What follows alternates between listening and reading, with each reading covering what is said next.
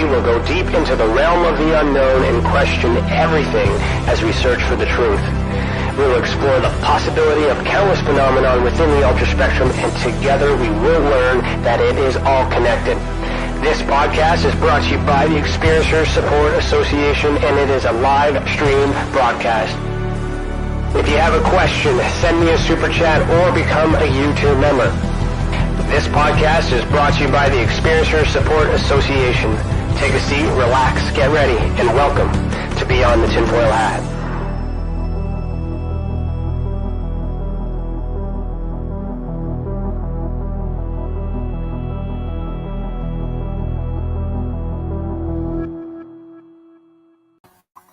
Hello, everyone. Welcome to Beyond the Tinfoil Hat. Today is Thursday, June 9th, 2022, and I, Stacey, am your host this evening. I am part of the Experiencer Support Association, and if you already don't know me, I am Tessa's Experiencers Anonymous coordinator, host, and part of the operations team. Welcome to the channel, and thank you for joining us this evening. We have a special episode for you today with a panel of guests, some games, and fun discussions to celebrate Ryan Stacey's birthday and show appreciation for all the work he does for experiencers. To super chat, click the $ next to your name in the comments. Tonight's theme is the Tinfoil Hat Party, Ryan's birthday episode. Our guests for season 4, episode 19 are Alex Mistretta. He is a professional cryptozoologist and leading voice in the Macalamambe, Chipkwe, and Anedi tiger research in African cryptozoology. He is an expert in Bigfoots, especially in the Eurasian Almastis and Yetis. His knowledge and experience extend to South America's Monogrande and Mongolia's deathworm, among many others. A veteran of radio shows and television programs, and aficionado of skiing and bodyboarding, lover of superhero, horror, sword, sorcery, and ninja movies. He's an explorer, writer, researcher, incredibly superb individual, lovingly dubbed the International Man of Mystery within Tessa. Thank you for joining, Alex. Welcome to Beyond the Tinfoil Hat. Welcome back. Yeah, thank you for having me on. I mean, I wasn't going to miss Ryan's birthday, so happy to be here. Oh, thanks for joining. And we might have some more guests tonight, but for now, we have Ryan Stacey, a licensed private investigator and founder of the Experiencer Support Association. He leads the Field Investigations Unit and Iridu, and does investigations within Tessa and so much more. He is the host of Beyond the Tinfoil Hat, Uncharted Case Files, and Citizens Paranormal. The latter two you can find if you become a member of this channel. Ryan has a passion for paranormal investigations, and he's created Tessa to help regulate and structure paranormal data and evidence collection to offer the best possible information pertaining to the phenomenon. Ryan is also the creator of the Ultra Spectrum classification system to bridge the gap between UFO and paranormal, and offers a way to classify and study these phenomena in an interconnected way. Welcome, Ryan, and happy birthday. How are you tonight? I'm good. How are you? You should put your camera on. I had mine off because you had yours off. Why is yours off? I can't put it on. That was the technical difficulties, and I was going to explain it, but Okay, well, get ready for this. Are you ready? Sure. Check this out. Nice. See, okay, mine works for a brief moment, and then it kicks me out, but I'm wearing mine too. I can assure you, see? I made it this morning. Oh, Monsieur. It worked for a moment. Oh, I see it. Look at that. I got a tinfoil hat. Look at that. Well, that's going to be your advantage in the game round that we're about to partake in, because you get a bonus point. You get a starter point if you wore a tinfoil hat. Good show. And thanks for that. Thanks for putting this together. I mean, I'm totally like just going this for the ride. Thanks, Alex, for being here. It's good to see you. Yeah, Mr. absolutely, Happy. man. No. Yeah, so I kind of, just so you're aware, Ryan, I kind of made it so it was a casual thing that people can drop in whenever they want. And I was thinking we would have this game session with the panel, and then maybe do a questions round after. Did you want me to share that link like we talked about? Yeah, in a bit, not yet. Okay, you tell me when. All right. So, you made me lose my spot with all that. Thanks, though. Sorry. So yeah, thanks for joining in, and thank you for sporting your hat, Ryan. And it's unfortunate people can't see mine, so it's throwing me off. But we're gonna start off tonight's show with some games. Like, are you guys in? Yeah, I'm in. Yeah, yes, everyone has. You got your point, Ryan, for having the tinfoil hat. All this is about is just having fun and maybe some bragging rights. Okay. Beforehand, I did roll the dice and kind of like made an order of who would answer first. And Alex, you were the first one. So you're going to go first, and then Ryan's going to go last. So yeah, let's get into it. Share that screen, Ryan, if you don't mind. Yeah, I have a problem with what you titled it. Why? It says roast session. Like yeah, it's like a comical roast. Yeah, so if you don't know what that is. Oh, I know what it is. Let's get I want to preface this with, it's just, you have three, go into it. Go to the next slide. I'll explain the game. Okay. It's your best one-liner. It's not go off on a nice little rant about somebody. It's a one-liner. It has to be funny. You have to make the audience laugh, and you have to earn their vote. So the audience is going to vote for who does the best one-liner roast for whoever shows up. There's 10 rounds. Okay. You get 3 opportunities to say pass. So if there's somebody that you're like, I can't roast them if I ever wanted to in my life, you can opt to pass, but that's taking away from your points. So you can get 10 points in this round. Okay. I hope the audience is willing to do that. Is everyone willing to help vote for who does the best one-liner? I think so. They're pretty chatty. Say yes in the comments. This is going to be the most engaging Beyond the Tinfoil Hat ever. I need your help, audience. So if you go to the next slide, because this is super 1990s. I've got Bob Lazar here. So do you think you could roast Bob Lazar, Alex? Oh. One-liner. What would you say? It could be a little paragraph. We'll allow a poem. One-liner.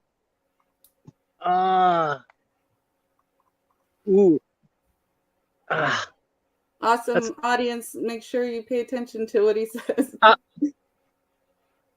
On the spot. I'm Bob Lazar. I like to peek into rooms.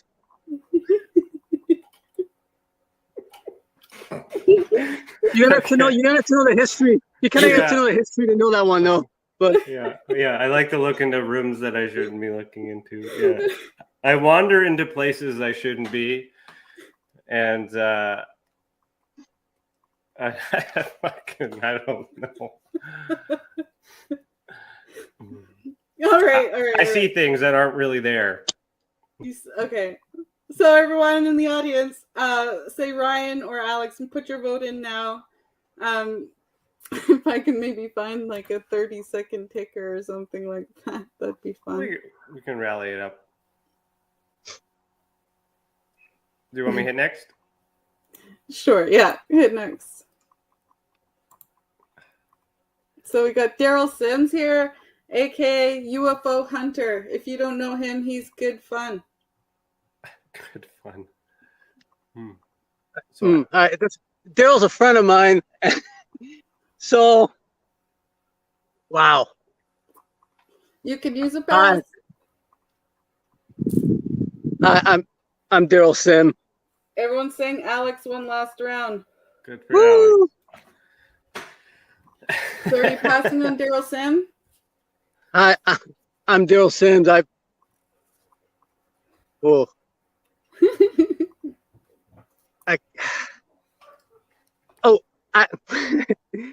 Daryl Sim. It's for you guys. like today's a big day, right? It's Ryan's birthday, Christmas Day. Everybody knows what Christmas is. There's the New Year's, but for me, it's Tuesday because I just stabbed an alien this morning.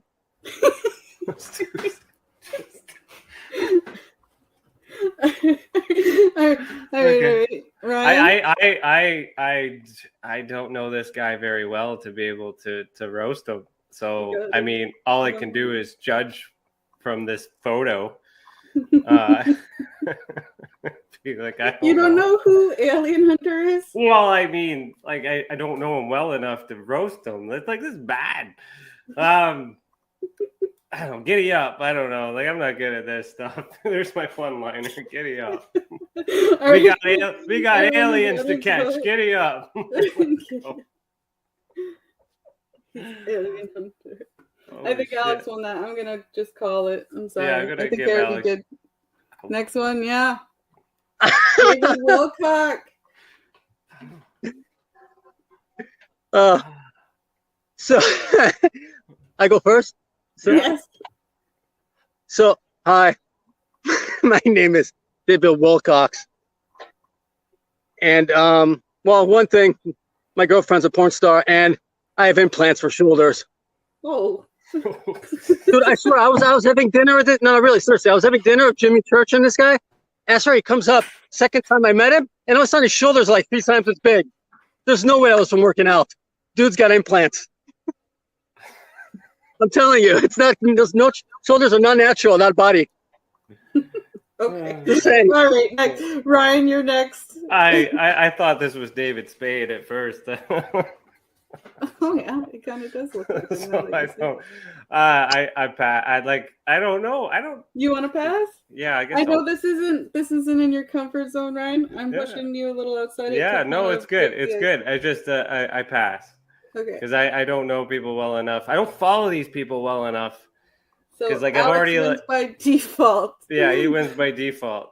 But Alex you don't the need, dirt. You don't need to follow Wilcox, trust me.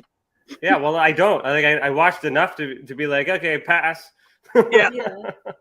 But apparently, people like Alex are still dramatically affected by it.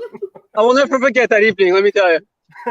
Oh my God. And then the internet search on his girlfriend is not what I was expecting, but whatever. People I don't judge. Be loved. People gotta be loved. All right, next one. There's only 10 rounds. Please bear with us, people. Oh. I have something to say to this guy right now. Your internet can't hold my StreamYard thing, and you're ruining everything. Elon Musk. Alex, Go what ahead, you got Alex. for Elon? Hey man, nothing but respect. The guy gave what was it, like 500 million or to Amber Heard? So respect, bro. I wish I was this guy.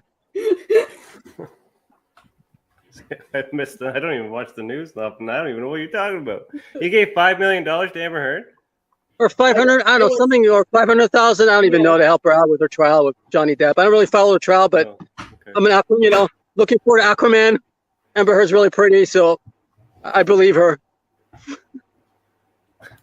Well, the jury decided. It so does he. I don't know what I would say other than thanks for helping America. You're fucking Canadian. Why didn't you help us first? How about giving us some funding? You know what I'm saying? Yeah. Maybe the good we can do. Well, you're fine. He's yours, but thanks for helping another country. But why not? I don't know if either of you qualified as roasting at all. That was. Yeah. Well, I don't know what that. Well, was. we gotta hate these people, Okay. No, you don't. It's all about good fun. You George can just, Snap. even if you don't know them, do like you did with Alien Hunter, make fun of the photo. Yeah, I will. Like, what do you mean? There's a game like that. Yes, exactly. Maybe Karen said I won that one. I won that one. According to Karen. So Thank you, George Karen. Knapp is the next one, okay? And I love these people. I'm not putting up people I hate. Just FYI. I love that I'm second. Thank you, Cece. You're welcome. You were last. Yeah, it's hard. It's always a little bit easier to play off somebody. Yeah. I don't have anything that I would pick for George Knapp really either. I can't think of it except for like, take me to Skinwalker, please. Yeah. I mean, hi, I'm George Knapp. I promised Alex Mistretta and Steve Murillo the key to Skinwalker to get in, and we have to stand outside like a bunch of little morons for 4 days. Thanks, George. Okay, Ryan, can True you story. beat that? That's the bad part about being second. Can you beat his one-liner? I don't know. I don't know. Hi, I'm George Knapp, and my best friend's Jeremy Corbell, and together we only report what each other likes, and that's it. Oh my Nothing. God. You were headed in a good direction and failed. That's how I see that. You could have been like, hello, I'm George Knapp, and my best friend is Jeremy Corbell, and we merged together 2 in 1 to create some great... Yeah, I don't know. I don't No. I like the guy, you know? I know. Yeah, like I don't have a problem with this guy. Well, you said roast session, so it kind of prepped it for I know. I should have maybe did a what's a meme or whatever, but yeah, you're right. Pivoting. No, this is fun. This is fun. This is good. It's just like we're on the spot. It's meant to jar you a little bit. It gets easier, I promise. Next one, if you want.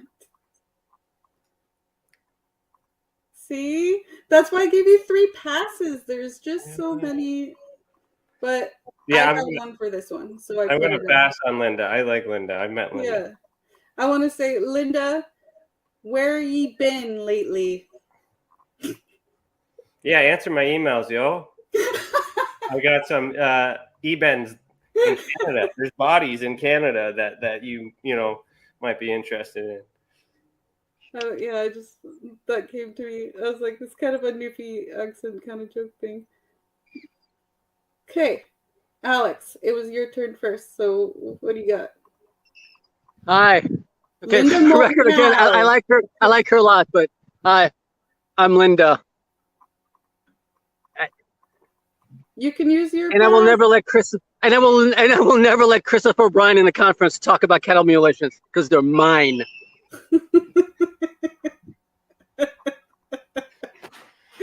That was good.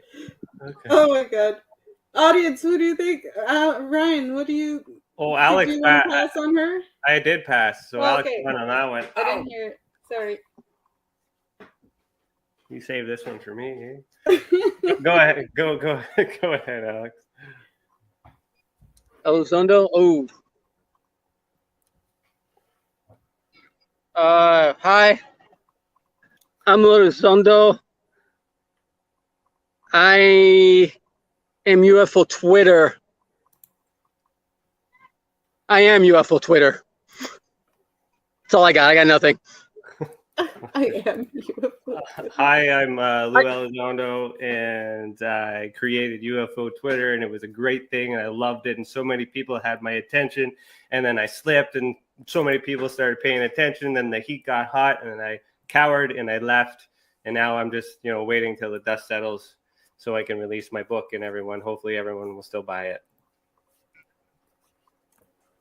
Okay. There's my Lou. I think Alex won. I don't know. What does the audience say? Everyone put your votes in now. 30 seconds. I might not be playing the rules already. I don't know. I'm passing on Richard. I like Richard. Okay, Ryan passes on Richard. What about you, Alex? I like Richard too, but I'm but I don't have enough problems with animosity with people already. But anyway, hi, I'm Richard Dolan. I've met Alex Mistretta like 4 fucking times, and I forget his name every time I see him. Every time. I've had dinner with the guy.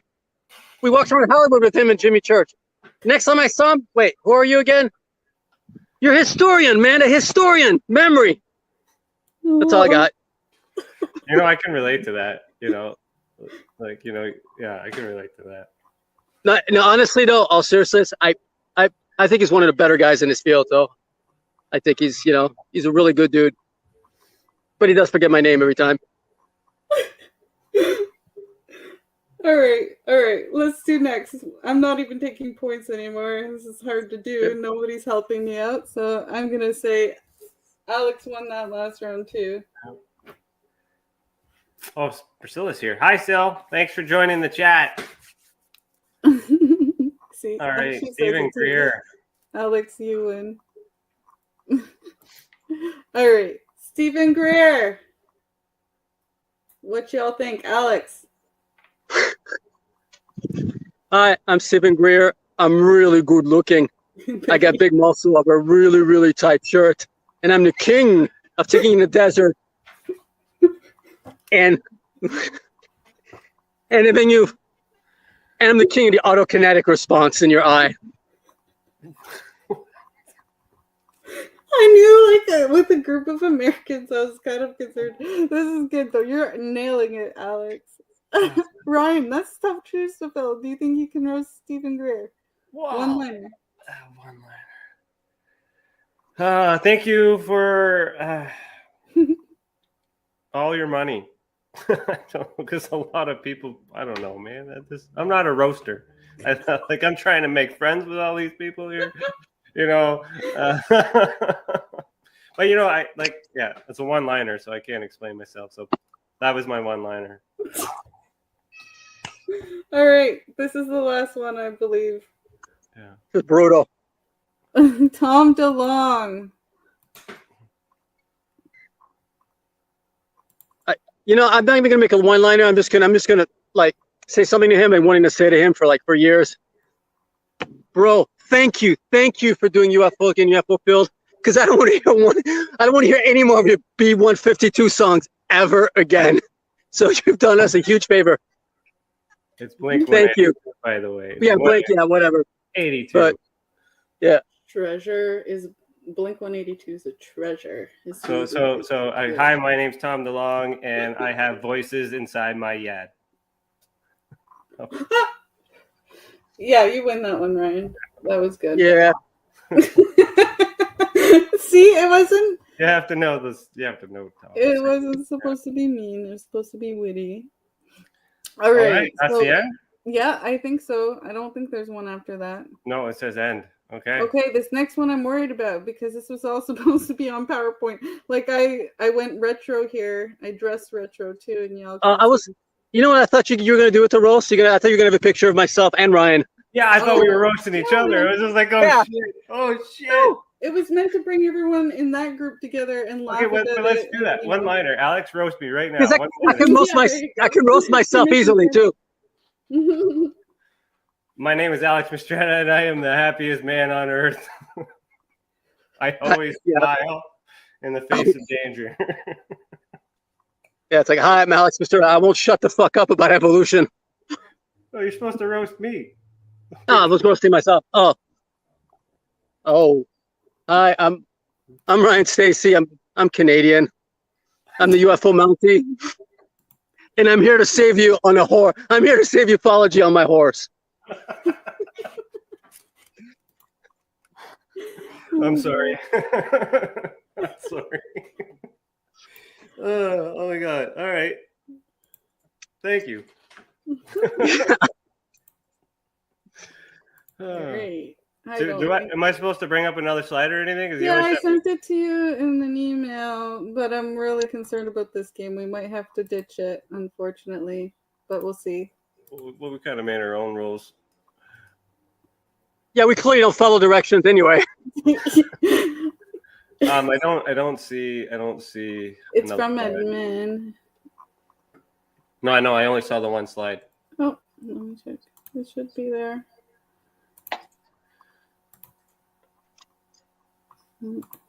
Shake it good. Oh, it is. It's so thick. Look, I'm method though. I got ghost water bottle and everything. Cool. I am so method. I thought you said meth. No, meth, no. Disclaimer. I'm drinking gin. Are you? So I'm having a hoot right now. It's my birthday. Good. Celebrate it. Well, it's technically tomorrow, but this is the show. Oh my goodness, my computer is somebody's sabotaging this.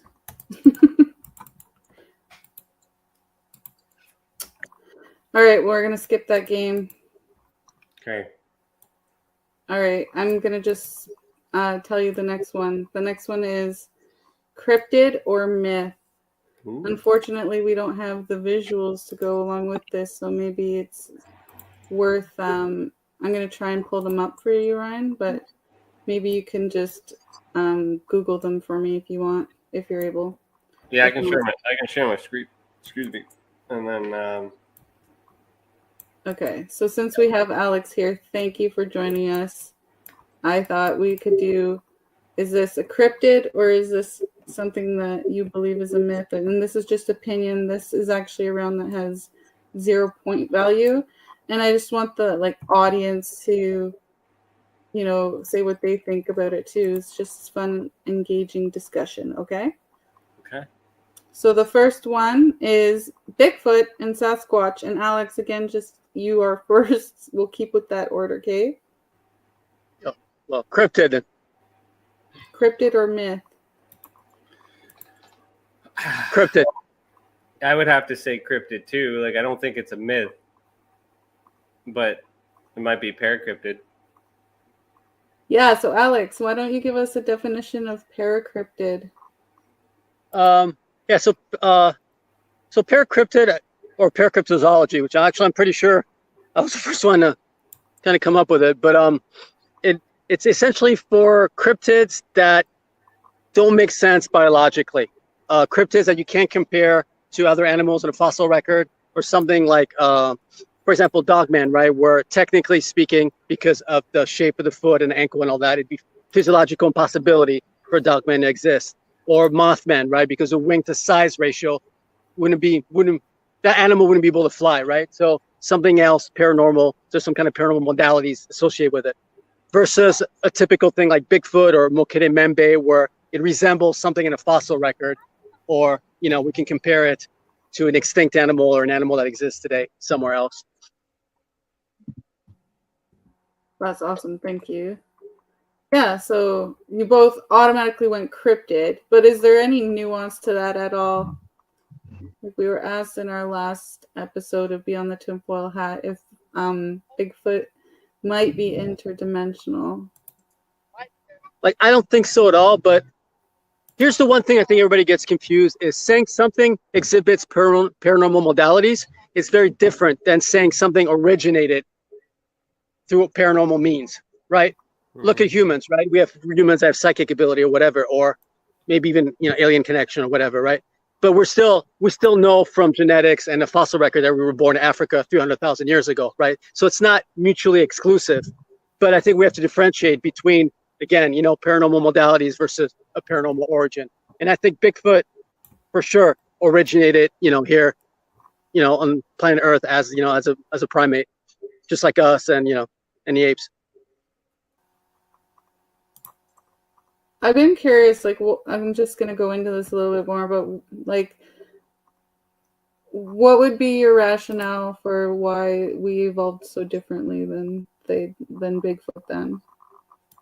Well, there isn't, though, because evolution doesn't work that way. It's just, it's what that organism needs at that particular time, so, but mostly have to do with environment, I think, between us. I think originally, let's say, now it all depends whether Bigfoot is more closely related to apes or to humans, right? But let's say, for example, it's mostly related to humans, so it's a hominid. There would be a point where we differentiated, where we lived right in Africa in a dry environment in the savannah, where, having hair on us would be disadvantageous, right? Because it would be too hot. So we lost our hair and all that, and we became, as we are today, a little bit thinner, skinner, so we could survive that heat in that environment. This is Bigfoot, theoretically, let's say, it's split with Paranthropus, which was a hominid species that looked just like Bigfoot, but just a little bit smaller. If you lived in a wooded environment, you'd have no reason to lose your hair, and then if you migrated further north, you'd naturally, as most species, you would get bigger and stronger. And so, environmental pressure would be what would differentiate between us and Bigfoot ultimately, Yeah, okay. Thanks. Here's the thing. Here's the thing, though. Bigfoot can 100% be explained biologically through, hominid evolution. Doesn't mean it's necessarily 100% true, right? Yeah. It can be, and that's just the angle that I take because I have an anthropology degree and I can take that angle. But I'm well aware that it's very possible there's other forces along the way. But my whole point is that it can be explained that way. It's challenging because like some people report paranormal abilities associated with the sighting, right? So like just they see a UFO and then they see a Bigfoot, two different things possibly, but then the assumption is that the Bigfoot had exited or traveled with said craft, but you can't find evidence of either or, and then they put these things together. So I think Bigfoot would, as far as all the other, I wouldn't consider him a monster. I always say paracryptids are monsters. That's the best way for me to describe it. I think, there's more humanistic traits to that, or origin, anthropologic, whatever. The thing too is that, I think the thing too, you have to take a global perspective, right? Because Bigfoot is so similar to Yetis, Almas or Almastis in Mongolia, and in Central Asia, and then some of the African stuff I'm working on at the moment. So you kind of have to assume there's a connection there somewhere.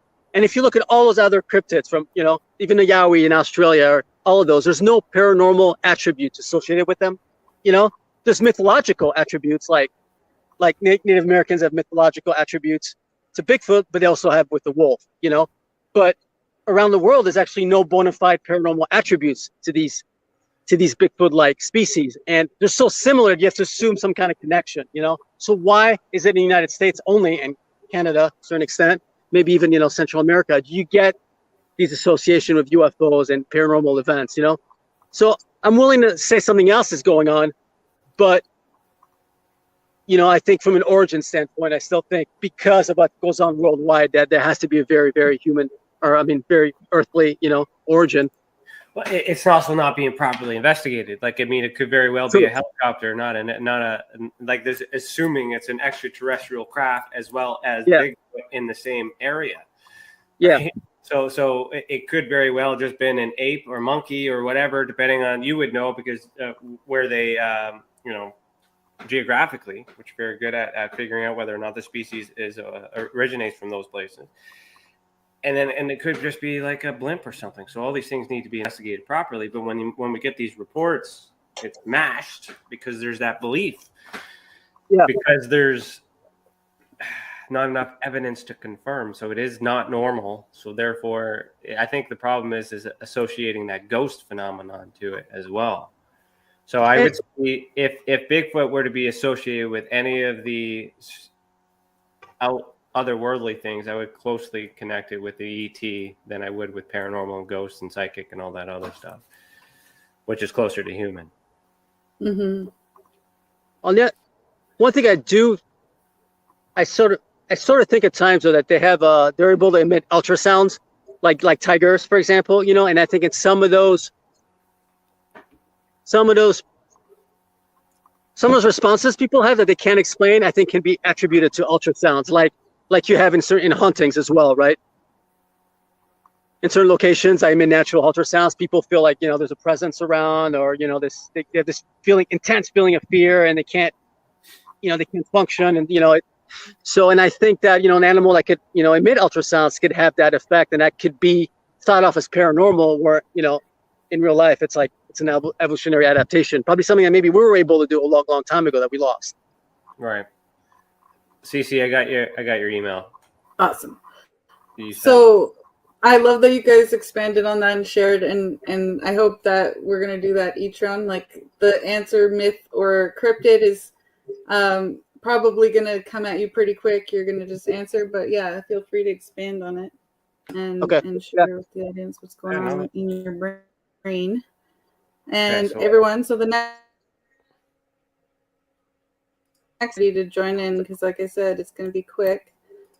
Myth or cryptid, the unicorn. Okay, hold on here. Bringing up your slides. The unicorn? Is that what you said? Yeah. And Alex is first. Myth. Okay, go to 2 slides down. There you go, your unicorn.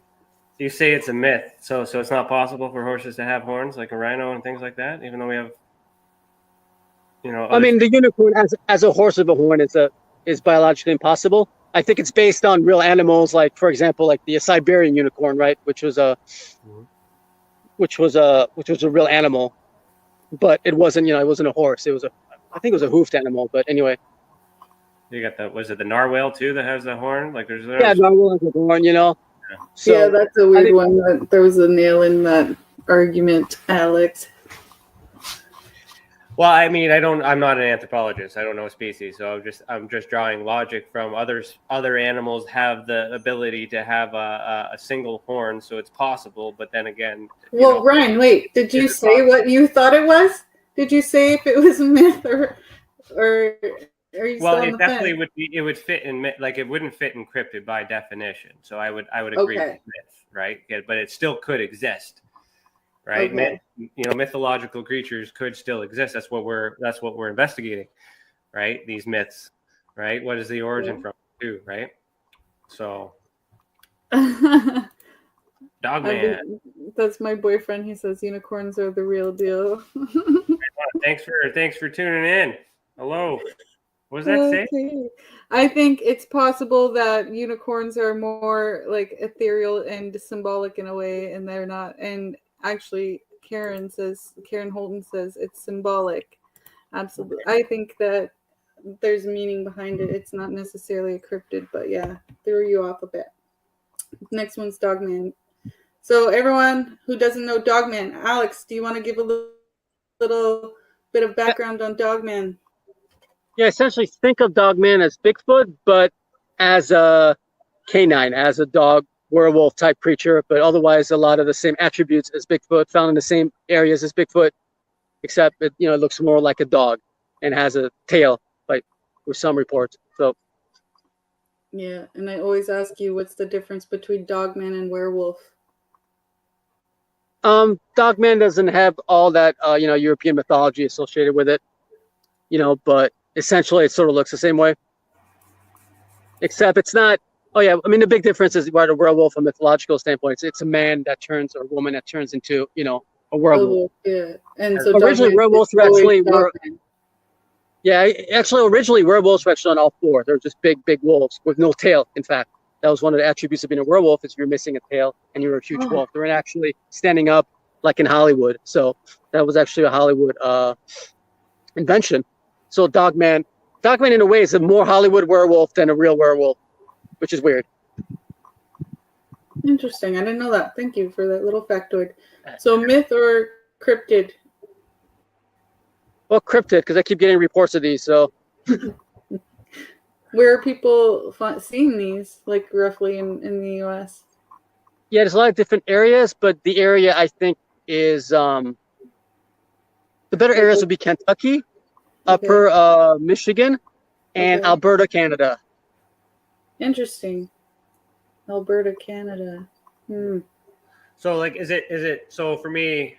Yeah, it could be myth or a cryptid. It could be either or. It's kind of in between depending on the characteristics. So it's like I would just say, I'd say myth in the terms of the relation closely related to a werewolf, and the werewolf, could very well be like just people being mad and full of rage. We really don't know where the origin of that comes from. But is it possible that people seeing Dogman and werewolf and Bigfoot are maybe seeing the same species because neither one of them have been captured to identify? Yeah, I personally think there's a couple different possibilities from that standpoint. I think if you look at some of the, Upper Michigan is pretty big, but some of those areas perhaps aren't quite as big as, let's say, British Columbia, right? Or it's more heavily populated like Kentucky. So I think for a species to remain undetected, it would have to have a small number. And when you have small numbers, you have the bottleneck effect because you have to mate within a smaller gene pool, and that creates certain mutations, right? So Dogman could very well be related to Bigfoot. It's just that because of that bottleneck effect, it starts having strange attributes and maybe looks more dog-like, than regular Bigfoot. I know it's highly speculative, but that's what if you only have like, 5 species, 5 males, 5 females left, and in like a 20-mile radius or whatever, some could be related, right? So it's basically like incest. And again, sorry to interrupt you, Alex, but again, you're saying like basically Dogman's a process of evolution of a species. Could be. I think it could be like a Bigfoot mutation, or people are mistakenly attributing it to werewolves because werewolves are so popular, in pop culture. So and it reminds them of that. Or the other thing, sometimes I think that, so we're having a lot of mutations now, or a lot of new canine species, like the chupacabra up in Texas, which is really just a dog with, which a dog, or the coy wolf, which is a hybrid between coyotes and wolves. So a lot of these canines are interbreeding these days because of environmental changes and encroachments of, by people and stuff. And I've noticed a lot of these sightings of a dog man where people said animals upright. It's only when they're seeing it that it's upright, right? It rises up and it's kind of looking at him. People freak out and leave or whatever. It's not actually running after them. Okay. Upright. So I started thinking that we got to zip through this a little bit quicker. I'm sorry to interrupt you, Alex. So I think looking at this image too, they notice that he's on the knuckles as well. So like, isn't that like an ape characteristic as well to walk on their knuckles? Walking that's it would be, but yeah. Like it's a drawing. That's a rendering of a drawing somebody did. Okay, well, Mothman. Oh boy. Well, paracryptid. Am I cheating? Yeah. And you gave that description. I agree. Ryan?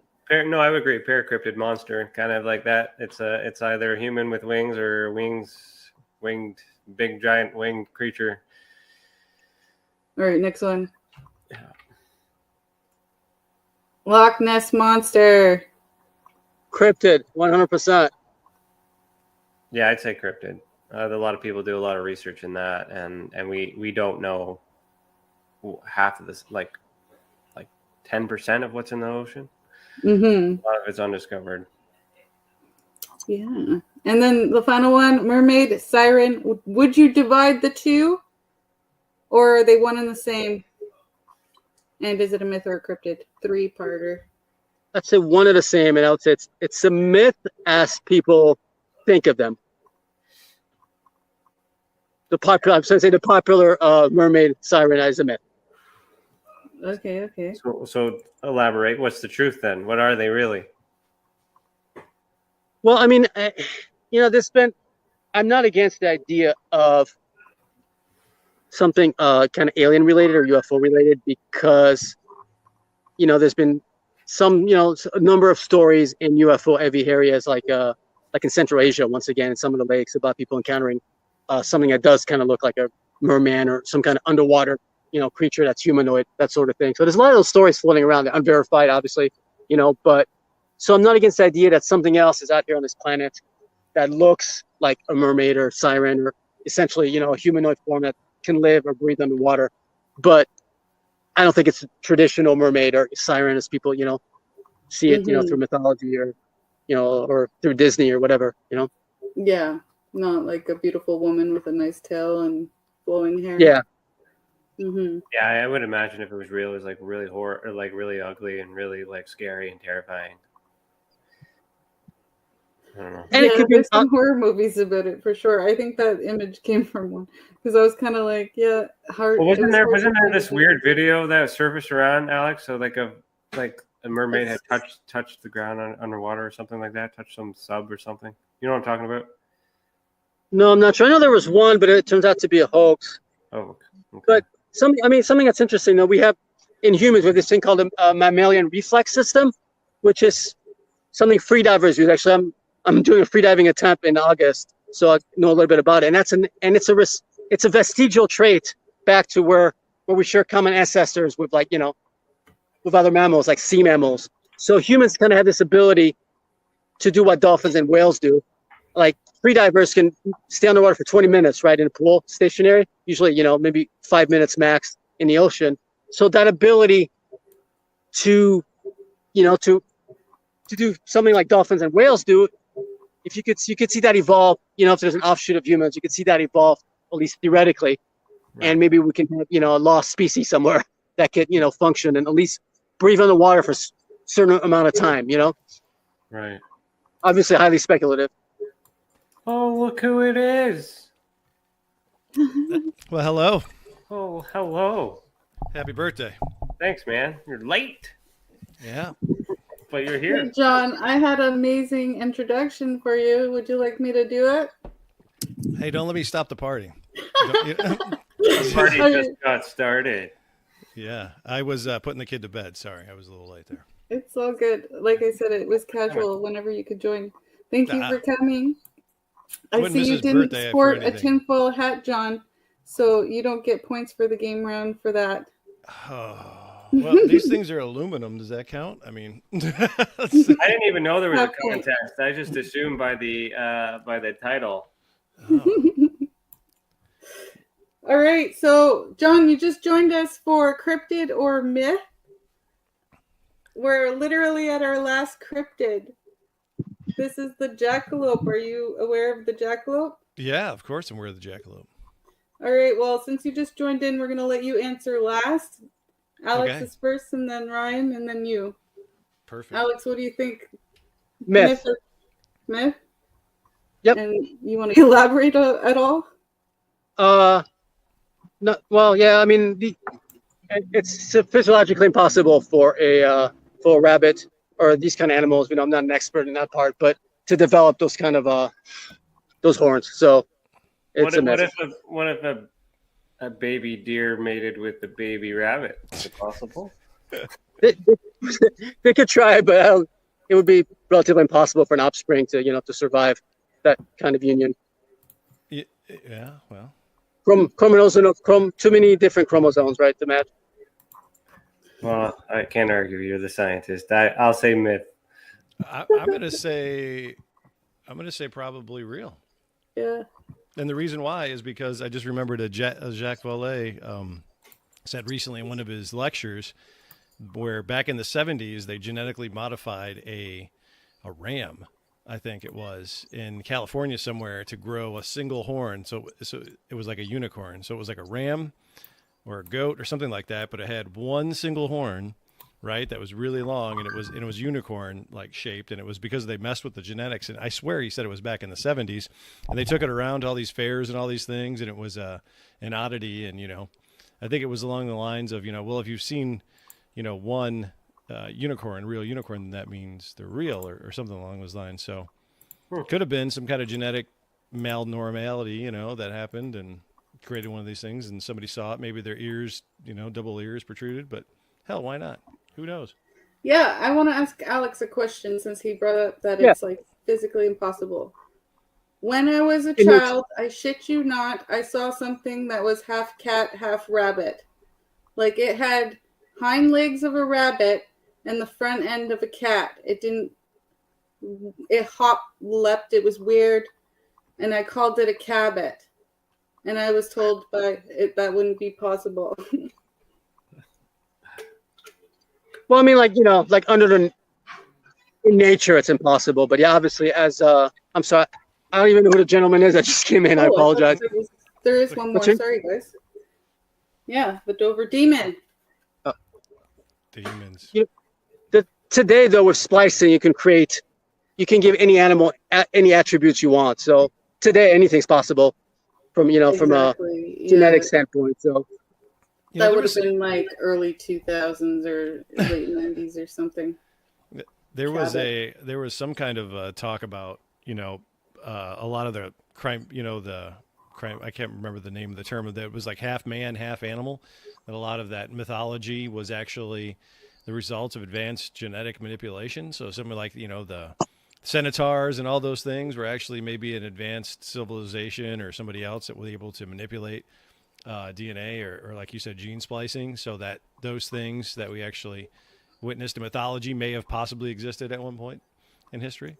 But then you would think you'd find some kind of evidence of that in some kind of bones or carcasses or whatever, right? Of a man, with a horse legs. But we're probably talking small. Yeah, we're probably talking about small numbers then. It's not like they've let them out loose in nature and they've been reproducing and evolving since then. If we're talking a handful of creatures that were, genetically modified, it would be, it'd be unlikely for us to find the bones or, we'd have to really get lucky. Right. But But the myth would live on, right? Of these creatures. It would oh, be absolutely. something. Yeah. Yeah, that could definitely explain a lot of these. A lot of these. Yeah.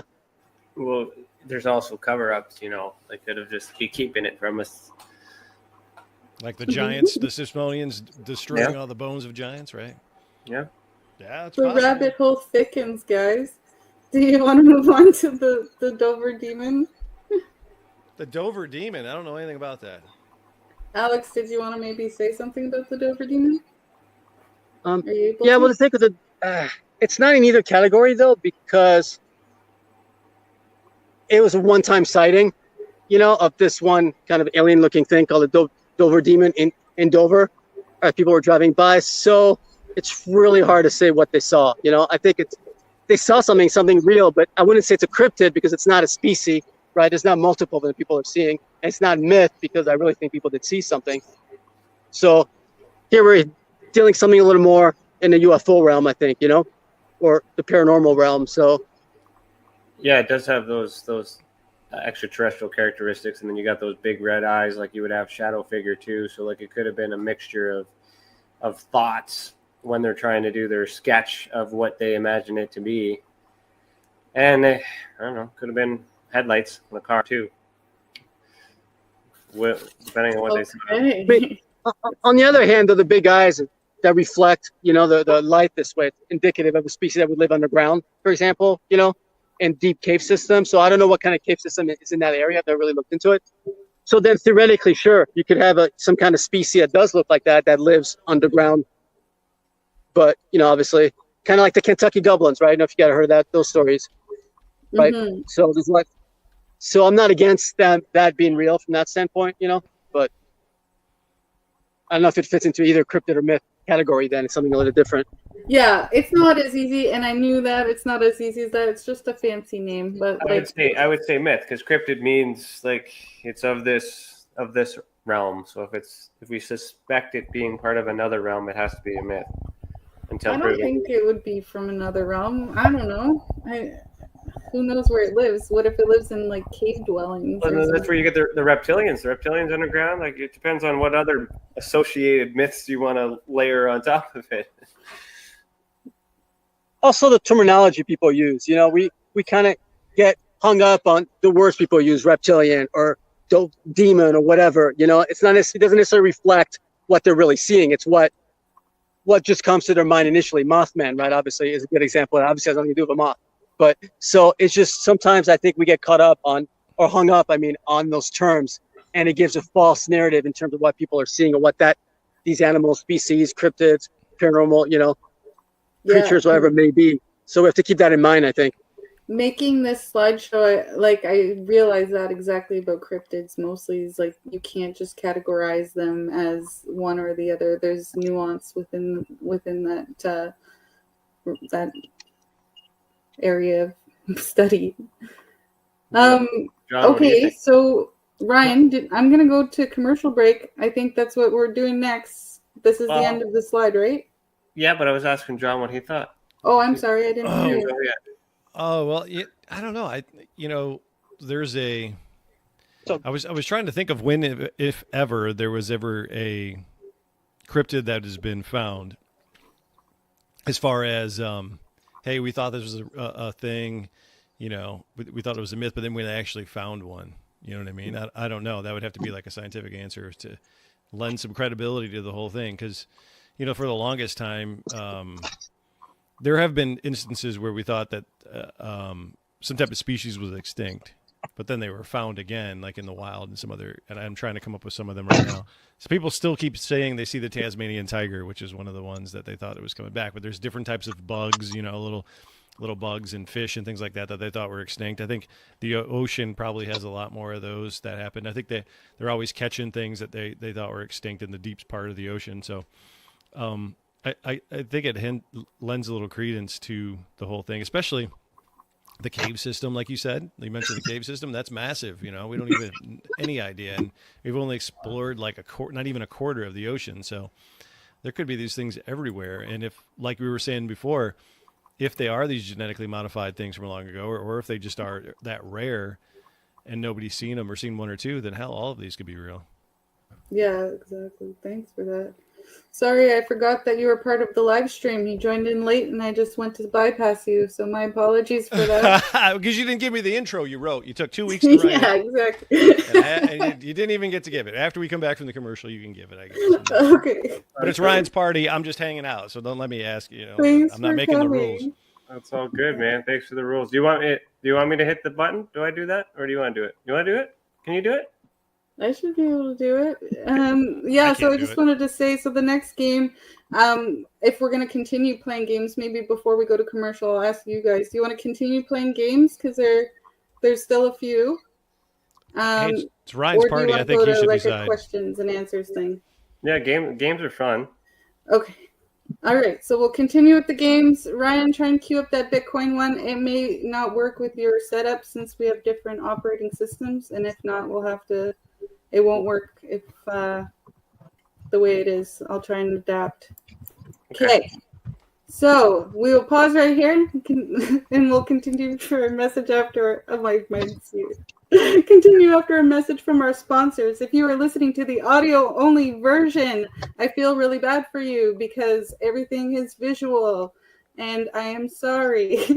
If you want to head over to our YouTube, go to Experiencer Support Association / or on YouTube and find our videos there, and you'll see the live video that goes with this recording. You are listening to Beyond the Tinfoil Hat, the Experiencer Support Association. We'll be right back. It's your business. It's your property. Your assets are worth protecting. Blacklight Investigative and Surveillance Services specializes in patrolling and inspecting residential or commercial property against fire, theft, vandalism, terrorism, and illegal activity. People and buildings are monitored to prevent crime. Keep your property, your people, and your assets safe from threat. Our elite staff are dual licensed private investigators and security guards. Blacklight Investigative and Surveillance Services. Go to blacklightiss.com.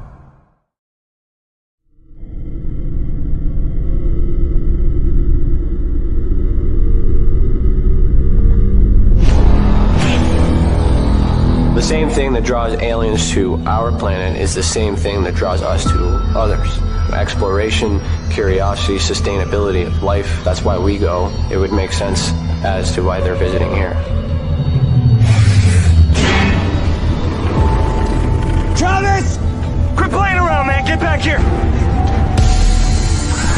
Travis! The last thing I remember was this numbing shock. Stunning sort of a feeling. Very powerful. Get away from me! I was just out of my mind with fear, just screaming the whole time. It's been theorized that aliens prefer remote areas because they don't want to attract attention. Whatever it is that they're doing, they would want to do that in a less populated area. There are multiple accounts of the same thing from people from all over the world. People that do not know each other, do not live in the same cultures, and they're all looking up, they're all seeing things in the sky. So it would be naive of us to think that we're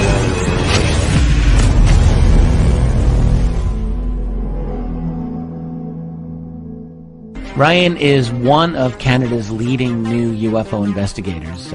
He conducts and oversees UFO investigations on a constant basis and was really taken by his research. He's compiled a tremendous amount of data regarding UFOs in Canada. And just as interesting, he really goes over how UFO investigations are done and what are some of the mistakes that people make when they submit evidence.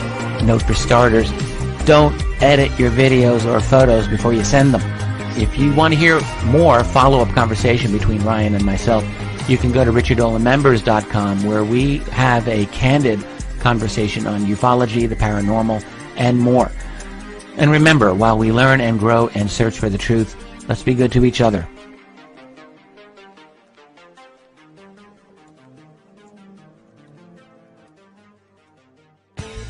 Welcome to the Observation Deck, a state-of-the-art, one-of-a-kind virtual platform that takes video conferencing to the next level by using avatars to navigate a campus, just like you would in real life. First, you install the application and design your very own unique avatar. Then you're free to explore the various areas of the campus at any time from anywhere. There's so many areas and activities to choose from on the platform. There's a 1,000-seat auditorium, a large expo hall, a movie theater, a nightclub, an art gallery, and even a beach. Come attend a conference or take a class or hear a lecture. Meet new friends and interact directly with presenters. It's all right here on the incredible Observation Deck campus. Where in the world will you go?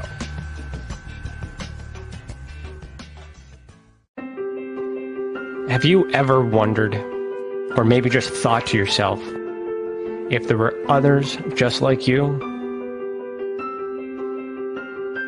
You know, people with extraordinary abilities, psychogenic advancement, and perhaps unique intuitions. Maybe you just wondered if there were other people who experienced unimaginable, unexplained, or even unusual and paranormal events. Are there people who have more questions, more fears than answers? Well, you're not alone.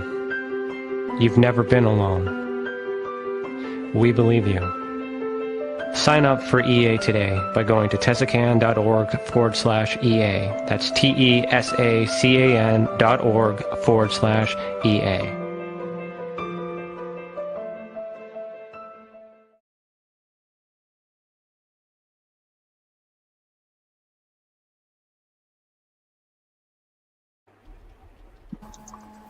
Hi everybody, how was that? Welcome back. You are listening to Beyond the Tinfoil Hat. If you have ever experienced unexplained events involving the paranormal, UFO, extraterrestrials, dogmen, or any other paracryptid, you're going to have to come check us out.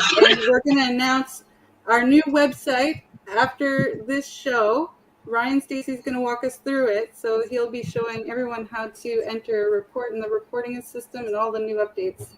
So stick around for that. Thank you for joining in. Ryan, did you want to bring up that next game?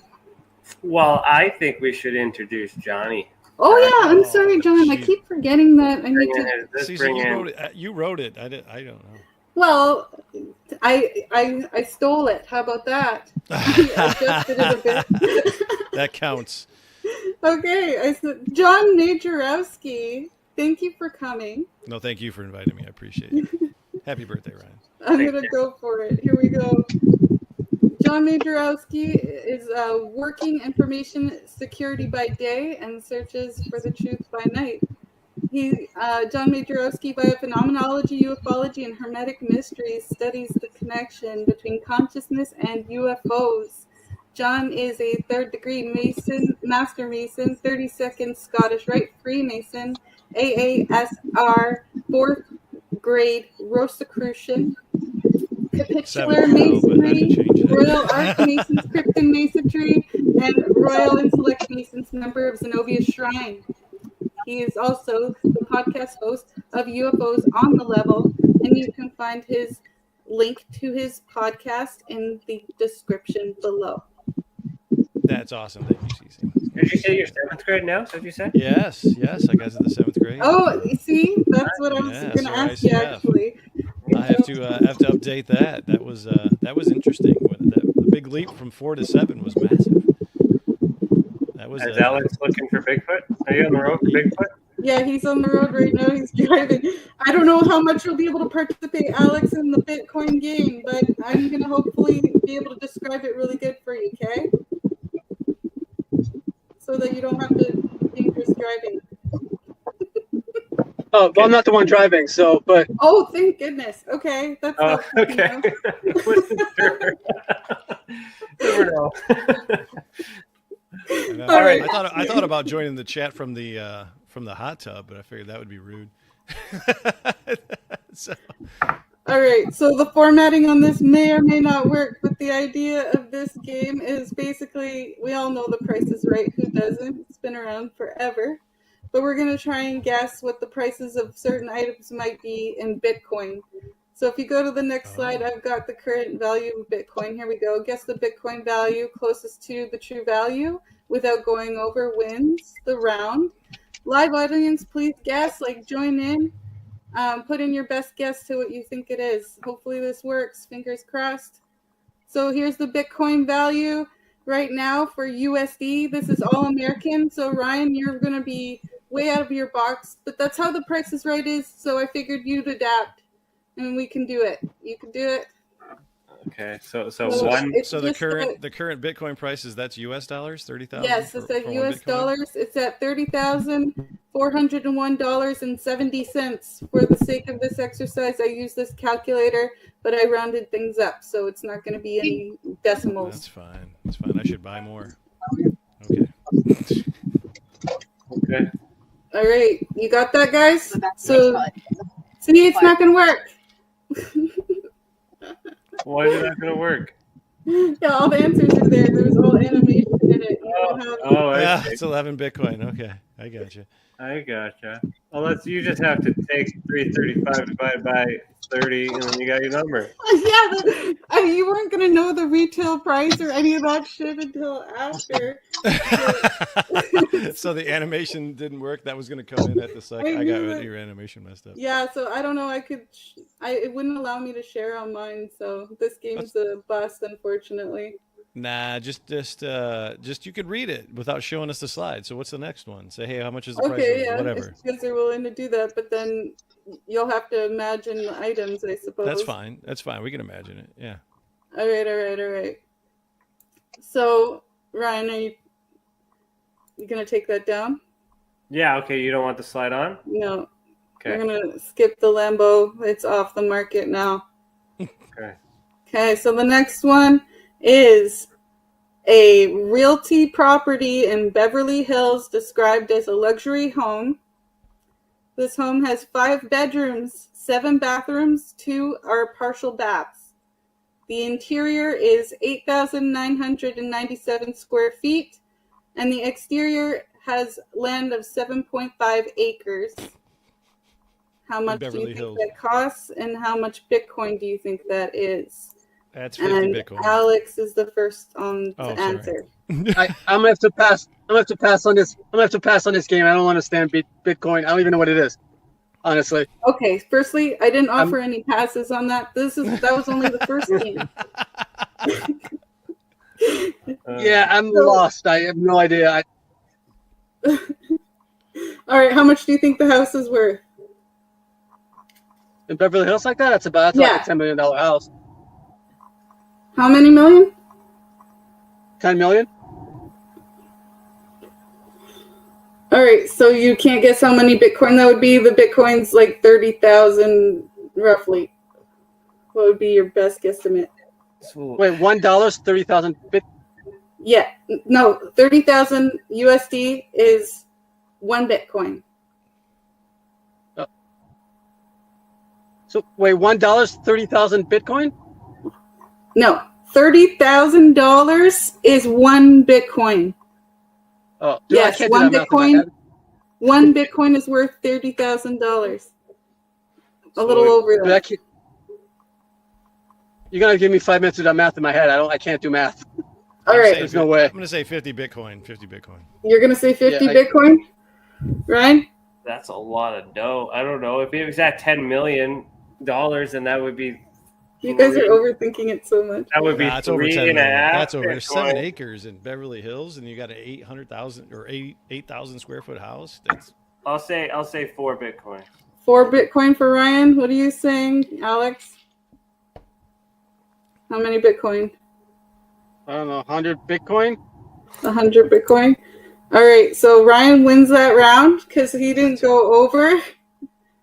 The actual retail price is $32.5 million for that home, and it is. That's nowhere close. Oh wait, you guys all didn't go over. I'm wrong. It's 11. I'm sorry, I misread it. It's 1,168 Bitcoin for that property. So yeah, I'm with Alex. I don't understand Bitcoin at all. I don't even know what it is, to be really honestly. I just heard the term, but I know absolutely nothing. I mean, I don't even know. I thought it didn't even exist anymore. Oh, they exist. It's It expanding. exists. Still, really? Yeah, absolutely. Do you guys want to go on to the next round, or do you want to drop this game? I would vote for not. Yeah, what's the next game? What's the next game? All right, you can bring up the next game, Ryan. Did you send me another one? I think that's Yeah, it's in the email. Hold on. Let me Sorry, see. I apologize. I completely screwed that up for you guys. No, it's fine. I Sorry. wasn't sure how if anybody would know Bitcoin if they would know it. What's the color test? Is that the next one? Yeah. Color test. All right. Yeah. John, you missed a good one at the beginning. The one at the beginning was roast. Yeah. The roast, Joe. We had to roast all these good at it. people, including your boy Bob Lazar in the back of your fridge there. Yeah, it was good. Bob? Oh, jeez. What about Bob? We just had to give one-liners of what we think about Bob. Mystical. Viability color test. Ooh. Why not? I figured by this point everyone's vibing, everyone's feeling each other's energies, getting it all. So, do you have a sixth sense? Maybe you can read my mind. Maybe you can use third sight. Audience, I hope you'll join in on this one too. It's just a really little fun thing. But I'm going to show a slide. It's going to have two colors on it. And you basically have to choose which color you think I have in my hand right now. And then I will display it on the screen. Now my camera's working again. Yes. I'm good at this. You're good at this, John? Do I hit next? Yeah, hit next. All right. So, audience and everyone here, yellow or pink, and that is not pink. I don't know what the hell happened. That is not pink. You said yellow before you even saw the slide. Yeah, I know. I did because I saw it before the slide even showed up. It's yellow. Yellow. What's everyone saying? I'm saying yellow. Alex? Yeah, I was gonna go yellow too. So. Oh. Yeah, it's yellow. See, I told you I'm good at this one. I'm good at this one. It's because of the app. It's the app that Russell Targ made. Have you guys seen the app? Good job. All right. If you guys want to write it in the chat, see, these colors are messed up. Green. It's supposed to be purple or green. Green. I'll say green. Yeah, green. Okay, so I don't know if this is some kind of sabotage, but yeah, it's green. All right. So listen, I'll tell everybody how to do this before the next one goes. All right. So what's going to happen is there's going to be two colors on the screen, right? And you're going to see it, and she's going to announce it or whatever, right? But the first color that you look at, the first color that resonates with you, like no matter what it is, you're going to see one color, and in this case right here, you see purple or green. And say you look at the green, you're like, but maybe it's purple. And then you're like, maybe I'll go for purple. But like, no, that's wrong. The first gestalt, the first thing you have that's always the answer. The first thing that comes up. Don't second guess it ever. So the first thing you have, that's what it is. The next one's going to be red. But that's just me guessing. Go ahead. All right. If red's on the next slide, I'm going with it. No. Dark blue. Dark blue. I'm going with light blue this time. I'm going with light blue. Light blue. Light blue? Light blue. Yeah. Light blue. Well, I lost one. See? Was that light? It was light blue. It was light blue, yeah. Lost all my power explaining it. Gave it away. Maybe. Holy fuck. This is a hoot. Thanks, Cece. This is great. All right. There's your red. There it is. The colors are working now. It's red. Yeah. I'll say red. Yeah. Alex? Black. I'm going to go with black. Black. Alex, you're doing pretty good. All right, Purple. this is our final color. Purple. Purple or orange? Purple. Purple. John? Oh. Purple. Purple. Everyone's saying purple? It's purple. Purple. Good job, guys. There's one more slide here. Ryan, did you want to talk about that? Are we there yet? Are we doing the website now? Nope. I thought we keep doing colors. Save that not for that later. The website's not accessible. Okay, well then we'll skip that slide. All right, so that's the end of the games, guys. We could go back and modify roast, but or what did I call it? Roast session, but no. I think we'll go on to the Q&A session if you're all right with that. Yeah, you're the lead. I'm just here. Down. So like Russell Targ made an app called ESP Trainer. It's for iPhone, iOS, right? ESP Trainer app. It's the same deal. You get 4 colors, right? And you pick one, and if you get it right, you get a picture, and it dings and it makes a sound, right? Neat. And so it's positive reinforcement. So then you keep going when you get them right, and it's a positive reinforcement, and you get it right, and you go to the next one.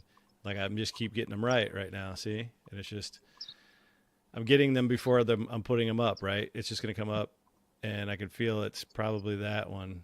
It's not that one, so I got that one wrong. Oh, it's not that one. I've never done it backwards on the camera before, but so I messed that up too, right? I would be playing with that so much. Yeah, and so Buddy Bolton and he kind of introduced me to it, and he told me to like, so it's like, you you hit it like the whatever.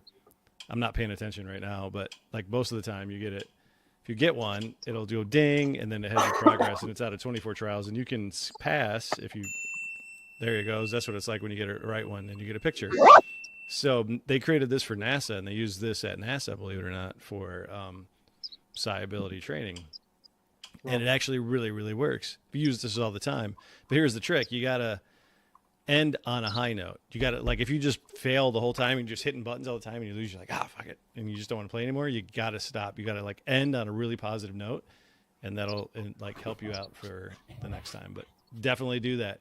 It's really, really awesome, and it's helped me amazingly just from just doing that little thing. So cool, man. ESP Trainer app. Everybody should do it. It's free. It's on iOS. Yeah, so I wanted to open up the chat to everybody in the audience to ask questions. And if they wanted to ask a question of the panel, to put a super chat. But more or less, I've kind of been doing the CC icebreaker for a while now. So I thought I would just ask a bunch of icebreaker questions for you guys and see what you guys think about them. All right. So I'm gonna have to leave because I'm sorry, I have to leave. I'm out of juice. Oh no. All right, Alex, thanks so much for coming in, man. Yeah, happy birthday, man. I'm sorry I gotta leave early, but it's okay. Thanks for being here. Hope you have a great day tomorrow, bro. All right. Thanks, buddy. Talk to you soon. Okay. Bye, Alex. Bye. All right. So I have here, in your opinion, what would it take for the world, so being like all of humanity, to believe in another intelligent life form visiting Earth?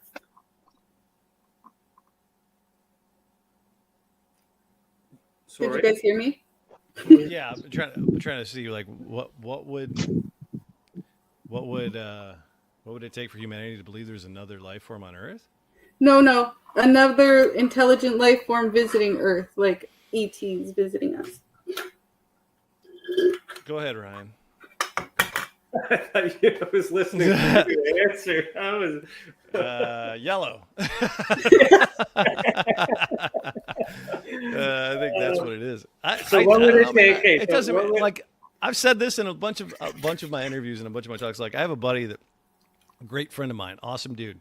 But if a craft landed in his backyard and something came out, walked up to him and said, "Hey man, I'm from wherever, nice to meet you," and shook his hand, and it got back in the thing and left, he'd be like, "Yep, that didn't happen." Like some people are so set into like not believing anything other than what they're told, what they're taught, that I don't think there's anything that would like shake people to make them believe, other than some miraculous shit that probably ties into the religious dogma. Yeah. That would back, that's been going through our history, like raising people from the dead or communicating with your deceased loved ones or something like that. That's the only thing that I can think of that would like probably bring that correlation together. Other people would be happy to see a ball in the sky and be like, yeah, there's aliens. But most got to be the same thing. Everyone's got to see the same thing and have the same explanation and then accept that. So, I mean, it's got to be right in their face, something they can't, disbelieve. So like a spaceship that just materializes and starts like blowing shit up because no one can You stop. think violence is the answer? Like, well, we got no warning, you know. You know, it's like this is happening. We got to panic. We got to do this. This is real. There's no time to be like, you know, because you're under attack, live fire. I think that's the only way.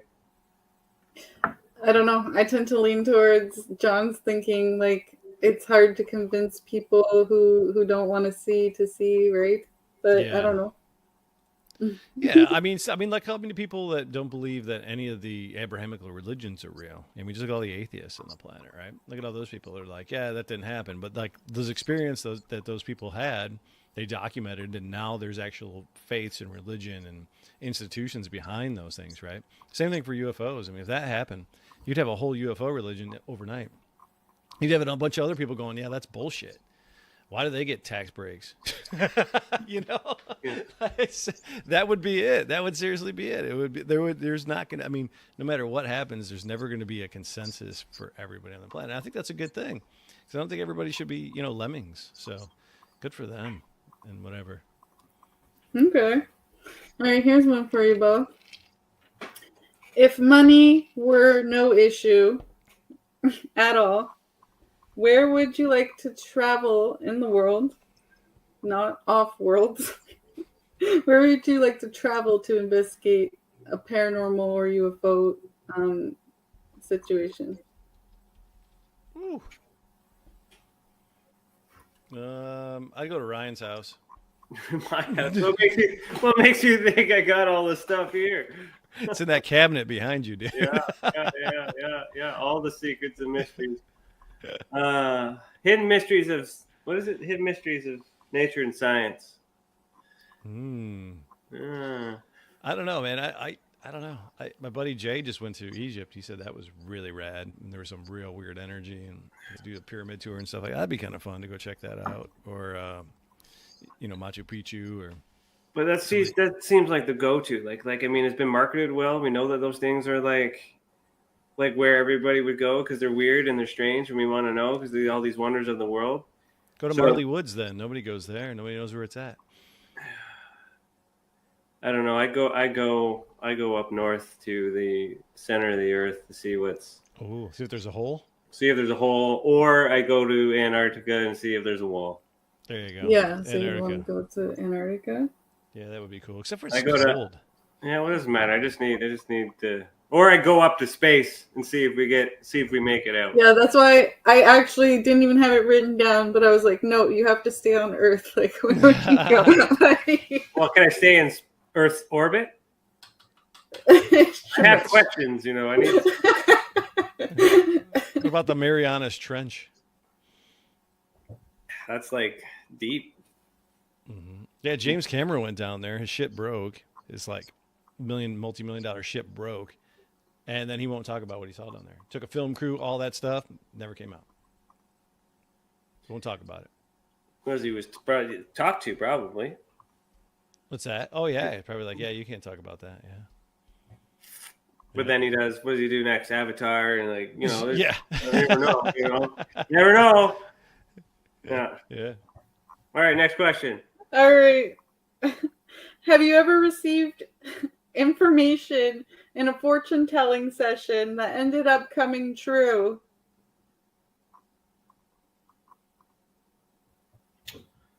Sometimes.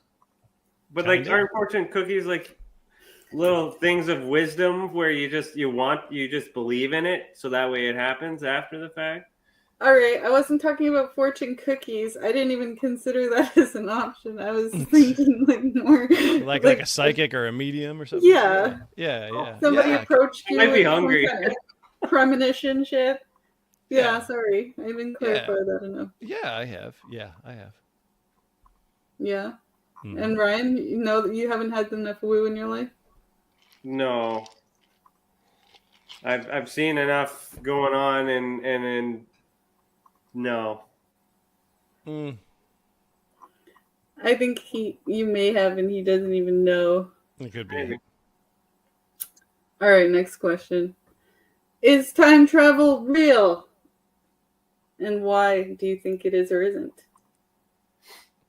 Which direction? Time is maybe not a directional thing at all. You travel forward in time or you travel back in time.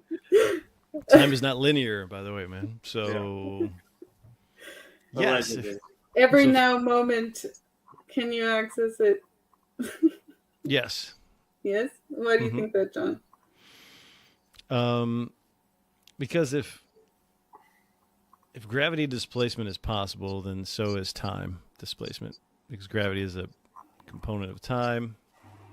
Therefore, I think that might be one of the biggest things they don't want to reveal. Is that if we have mastered gravity, in a sense, we've also mastered time. So how do you explain that to anybody? Oh, yeah, we can time travel. Yeah, because then what would they do with it? And choice who chooses to do that. Then they have the option to change, all those Marvel movies. Bad. The butterfly effect. Or right. Barry Allen in The Flash screwing everything up. Yeah. Seriously, I mean, think about that. If that's the big deal, that if you've mastered gravity, you've also mastered time. And at that point, how do you explain that? Hey, we have UFOs. Oh, and we can travel in time. Yeah, I think time travel is possible. I do. I have a hard time comprehending how the data is stored, meaning it's already happened, so that way we can, revisit or see it. I'm not really a physics guy, so that's probably why I don't get it. Yeah, but once you go down that rabbit hole. To rationalize it and make it and to simplify it.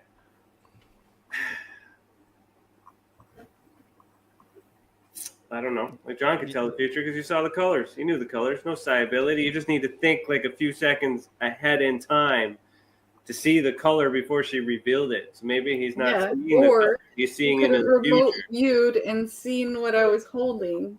Yeah. Or remembered something that it already had seen in exactly, the future. Deja vu and things like that. There's all these markers of things that suggest that things have been happening. But for us to physically travel in time, do you need a machine, or can we do that mentally? How? How do we do that? Okay, yeah. So when people say time travel, automatically you think machine. Mm-hmm. But I left it open because consciousness is a component of it for sure. Yeah. And so if somebody wanted to lean in that direction, they could. Technically, you could consider memories. Time machines, yeah. Time traveling. All right, on that topic then, do you believe in the Mandela effect, and would you consider time travel a reasonable, probable and factor for it? Describing it. It's one factor. I mean, it could be. It could be. I don't know. I've heard from people that there's 3 timelines and they were divergent, and at one point, so there's 3 different timelines, right? Because of something that we created or messed up or whatever, or had access to. And that they crossed, or they're joining at some point, that at some point they're all going to converge into one. And no matter the outcome, the outcome's always the outcome. No matter what, you can always just get a little bit ahead or a little bit behind. But that might account for some of the irregularities. But hell, I don't know. Ryan, what do you think of the Mandela effect? I mean, you know what it is? Well, that's like when something happens that didn't already happen, right? Something changed in time. Am I understanding that right? Yeah. So there's a group of people who remember something being a certain way, but in fact, in reality, it never happened. So in our reality now, it's not that way. Like the Berenstain Bears versus the Berenstain Bears, or Sinbad versus Kazam, like those type of things. Yeah. Yep. So it's just weird because a lot of those, I'm like, I remember. I remember that. I do remember that. Or do I not remember that? It's hard to be in those moments too. So if that's cause and effect, like the butterfly effect. Someone has traveled back in time, changed something, and therefore everything moving forward. And then there's that glitch and the Matrix, as we say, which I think is the deja vu moment, where it's like, I've been here before. So that's the moment in which everything was reset. And then you got back up. Now you're starting to remember. And then you're taking the next path, the new path. at that moment you have that deja vu is when but who's rewinding the clock, and is it a clock that's rewound for the entire world or just for us? Like, can we go back in time as an individual, or do we have to do it on a whole? Like, how Superman go around the world and you change the whole world. I know it's just movies. I do a lot of movie references, but I mean, none of those are scientifically proven as fact. They're helpful. That's where it all comes from. Those ideas. It's the whole. Yeah, world. well, I kind of like the timeline approach for like that John was saying to answer that that question too, because like if it would explain some of the Mandela effect, because some people are remembering a different timeline. You know what I mean? Right. And it's just minor variations, but it's this. As they converge, maybe it's going to change. Who knows? But it's fun to think about, isn't it? Brain teaser. Ryan's going to bust all the brain cells he has on that one. It's the hat. It's keeping it in. It's keeping all right. So audience members, if you guys have any questions, feel free to chime in. I'm just going to ask them some vulnerable stuff soon if we... vulnerable stuff. If we don't get any questions here. All right, guys, what do you think of the validity of chemtrails and that whole theory? Do you think it's manipulating our weather systems? Ooh. It's really hard to trust. Like, there's legitimate reasons for them to be up there and spraying. The question is whether or not they're spraying what they say they're spraying. I don't know. I think they're real, but I don't know. Yeah, I don't know what they're doing. Mm-hmm. Are they really doing quantification, or are they spraying stuff to kill us, or control us, or protect us, or I don't know. I know that every country does it. I think China. I read something about 10 or 15 years ago that China, not even China, the U.S. said that we were going to own the weather by 2030. Said they were going to own the weather? Own the weather. We can do whatever we want to by 2030. Oh, I never heard of that. What are they doing? I don't know. Sounds it's not good, though. that far away. Yeah. Interesting 2030, though, because that's kind of where we're all lining up our climate change, proposals globally, too, around that time frame. Oh. All right. Well, next question. Here we go. Here's a little vulnerability. Did either of you have what you would consider a defining moment that made you decide to invest your time and energy into paranormal research? And are you willing to share it? Yeah, Ryan. I'm your reason? I'm your reason? You're my reason. No. Yeah. No, I've told my story a billion times. Did you have one? Well, did you tell your story here a billion times? Oh, okay, I will. All right. I didn't know that you told that story a billion times, but okay. Yeah, maybe sum it up. So I saw ghosts as a kid. I didn't know what they were. Got scared, whatever. Started watching movies about, Ghostbusters, things like that. Figured out they were ghosts or whatever I saw in my mind. Freaked out. Didn't like it. Got told by a lady who was an author, hey, you can make it go away by just telling it to screw off. And you don't want to believe in it, but okay, cool. Dad saw UFOs when he was younger. Multiple people, multiple witnesses, multiple times. Always believed it was real. Grew up believing it was real. My wife and I were driving over the river near our house. A whole bunch of orange orbs, middle of an ice storm coming over the river. No way you can, that wasn't Chinese lanterns. It was whatever else. And then my daughter, who was 2 at the time, lay down on the deck and said, "Daddy, look." Never did that before in her life. Looked up, and there's a big white orb over our house. Stayed there for 2 hours, and there was another one to the south. One in the north, one in the south. Got all the neighbors. Everybody was out there with binoculars looking at it, and then they just went and disappeared. It was after that I was like, screw it. It's happening. And then 2017, it was around the same time. The New York Times came out, and I was like, they're not going to come up in a van and haul me away if I start talking about it. So that's when I started getting on, creating my podcast. Met Ryan, met you. That was real fast. But thank you for sharing that again. I got it out. That's awesome. Yeah, that's defining for sure. Brian, I don't know if your answer will have any woo factor to it at all, but it would be cool if it did. Well, I've always had an interest. I never really had any like defining moments that made me believe that it was one thing or another. I've always been curious, always been understanding, and I've always been trying to learn. And by learning, none of these things make sense. So, the apart from this, the Tessa map, that's kind of a weird ass, thing that happened to me in terms of, the images and how, that's psychic ability, I suppose, is how that would work. But or a download, right? You could or a download, yeah. right, But the question is whether or not it's coming, where it's coming from, where's the source, right? Is it divine? Is it government? Is it remote viewing? Is it maybe it was John? Yeah. Who knows? So would you admit that download put you on this path, and that's what put me on the consciousness path. So there's many paths. So so my dad had a UFO experience. My Uncle Brad and my uncle Rick, they all had UFO experiences. I grew up listening to those stories. Never seen any UFOs myself. My mom always interested in the paranormal side of things. My wife's interested in paranormal as well. That's kind of how we got talking. I introduced her to UFOs, and then that kind of expanded off to all these other things too.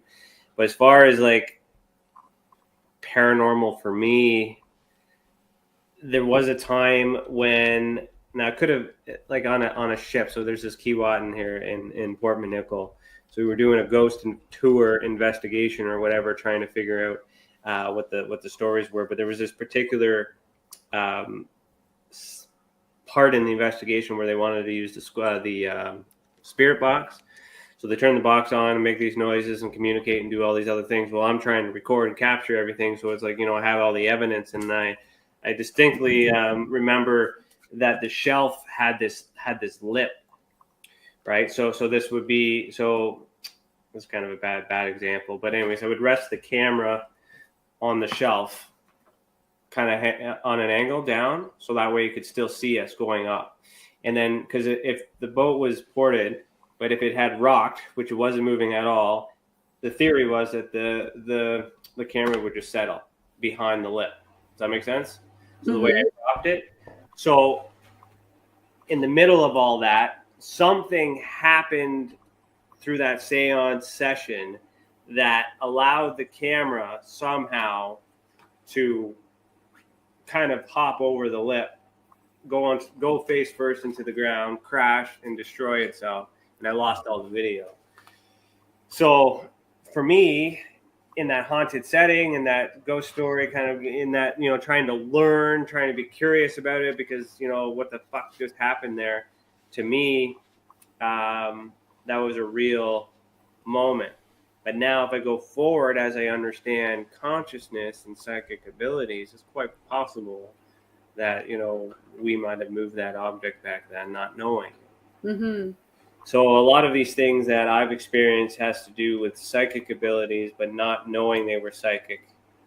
Hence why I've created this system to study and understand the connection through consciousness, to find people that have the ability to do those things, so we can, bend spoons maybe, who knows. Make You it do to lower the than world. that, man. Yeah. How about some negative healing? Yeah. John, do you have time for one more question? Yes, I got one more question. I got to go. I'm so sorry. It's all good. All right, so this one's, again, a little vulnerable, but how would you describe yourself as a 16-year-old, and what advice would you give to yourself at that age? Horny. I think I was horny.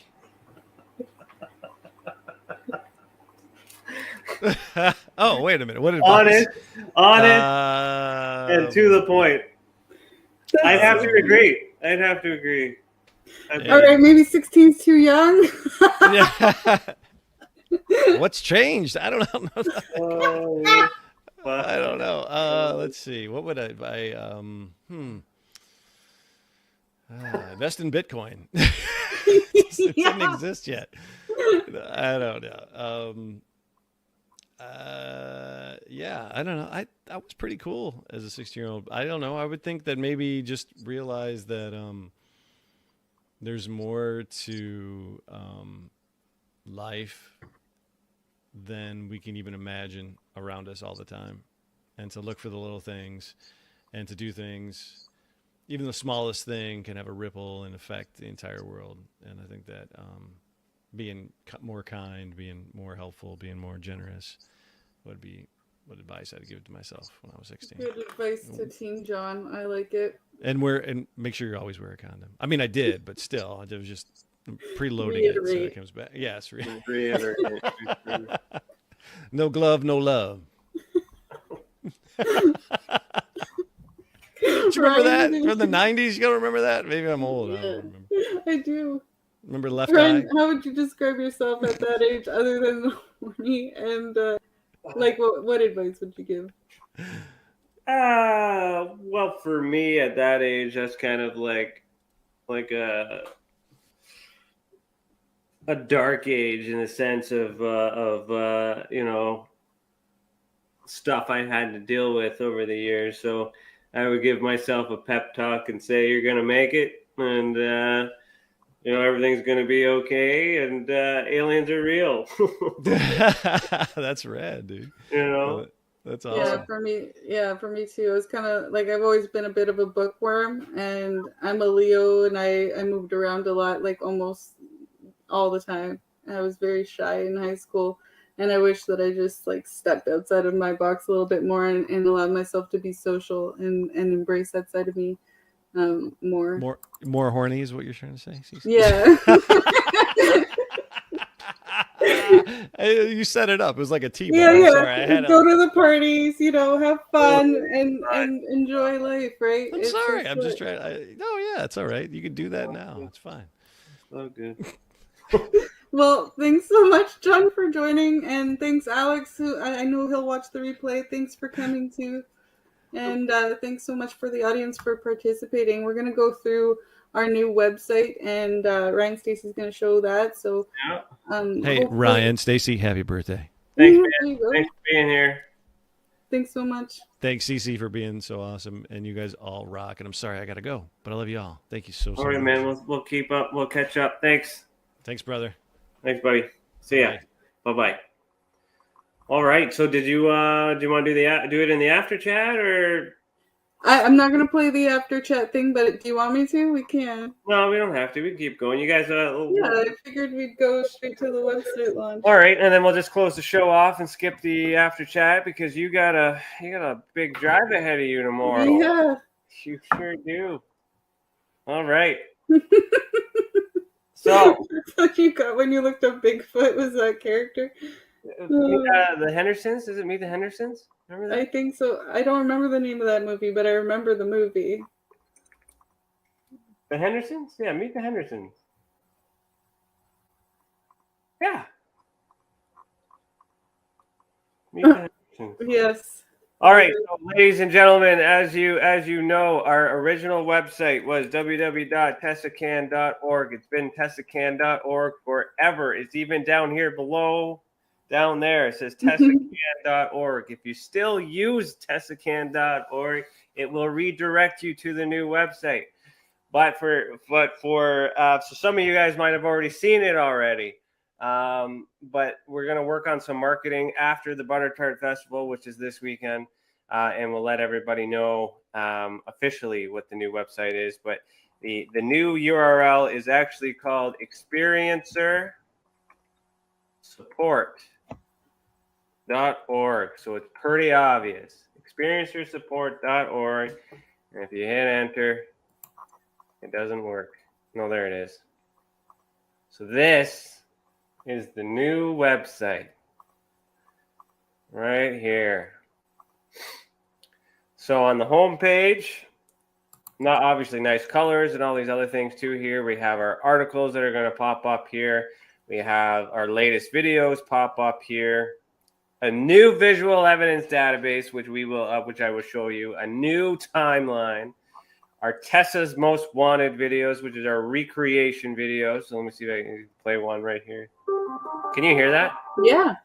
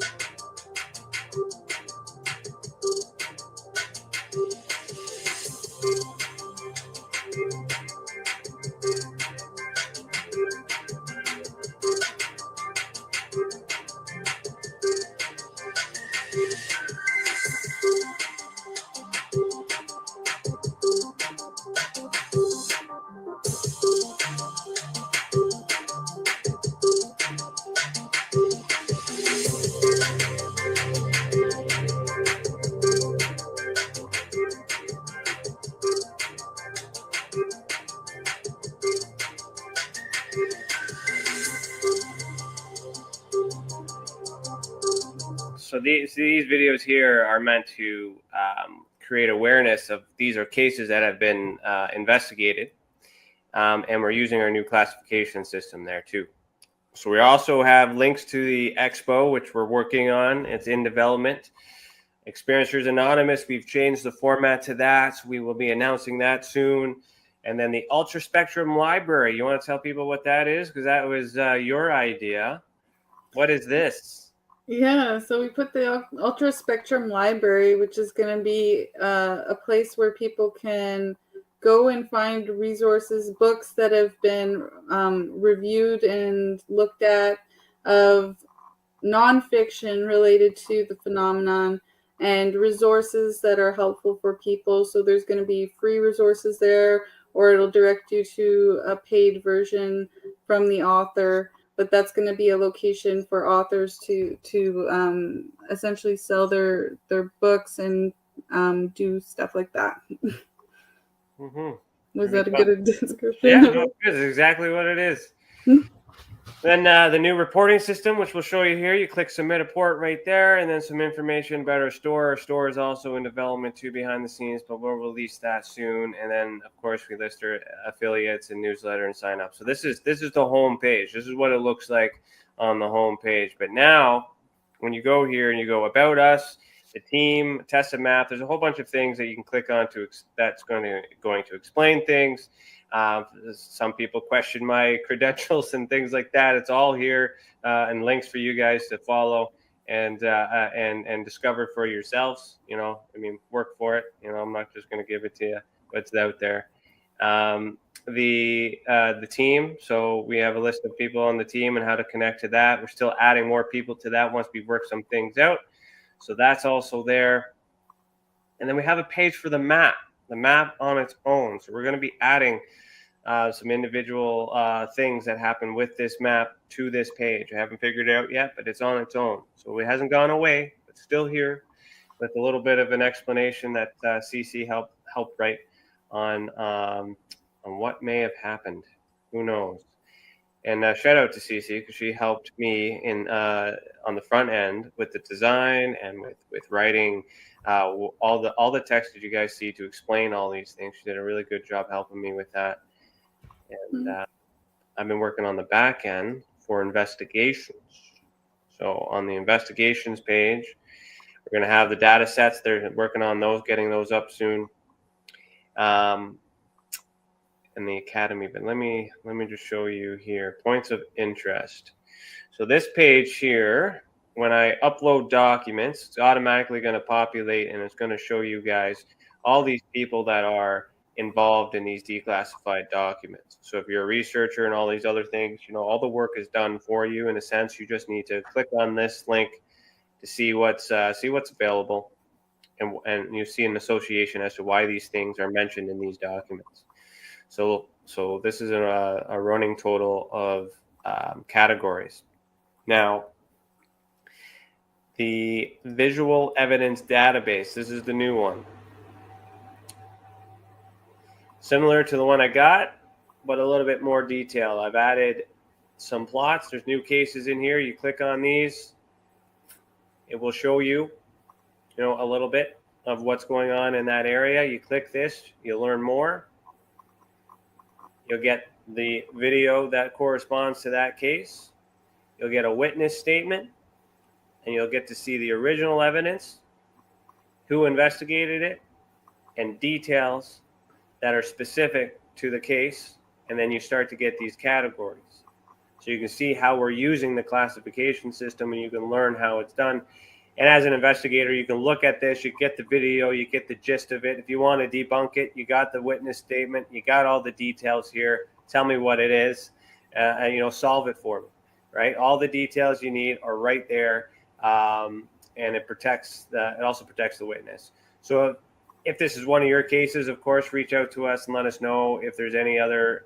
If we did a good job redacting everything, if there's something particular you want us to change, let us know. But so with that, also we have a timeline. So every single case that gets entered into the database is now on the timeline as well. So it's important to see these things develop in time. And I got these little markers here, so you know it's from Canada, and these little beings observed, all these other things, so you can quickly scan through. And you just go down, load more, and you can start to see the pattern. 1952, Defense Research Board has a meeting on flying saucers, and then they interrogate on flying saucers, and then in 1967, someone in England saw a UFO. Well, what is that? Click on it, boom, there you go. So every single case that we've investigated that we don't understand will be put here, and then the onus is on you guys to tell me what it is. If you tell me what it is, then I'll take it down. But until someone can take the information that's already here and tell me otherwise, these are considered to be unidentified based on the categories. Right? Very awesome. Thanks, Space Cadet. Awesome.